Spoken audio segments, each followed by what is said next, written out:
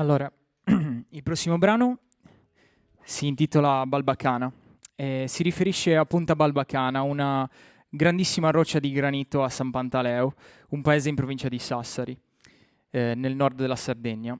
Si dice che in questa roccia sia inciso il volto del protagonista appunto del prossimo pezzo, un latitante sardo in fuga che viene atteso dalla sua amata fino alla morte. Ecco, la Sardegna racchiude all'interno della sua storia tantissimi di questi racconti, storie vere, leggende, che vengono tramandate di generazione in generazione e poi molte volte trasformate in musica. Balbacana. Con la voce di Davide Tacchini, scusate. Tra chi un teso luento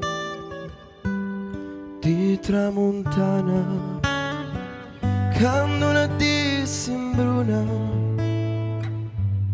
in pensamento, parrinire uli pignenti, parini cani, l'uruli di Balbacana, in lignolo nieti. Oh, lai cui lani, lume cori fa stregni, la cami solo a minta, l'occhi mani toi. Tu sei lume scalmentu, la mia filugnana, sei la mia bella suttana, la inni lucimentu, sei lume soli in friacchiu,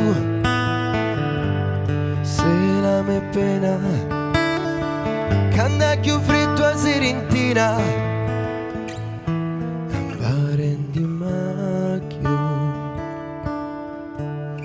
Oh, lai cui lani, lume cori fa stringhi, la cami solo a minta, l'occhi mani toi.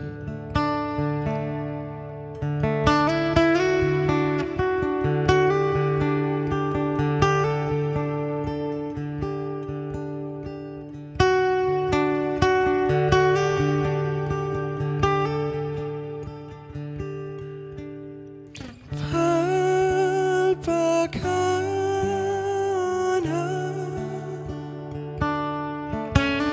1921, l'hai come ti chiamerà fino alla morte, ti chiamerà fino alla morte, la toro signora.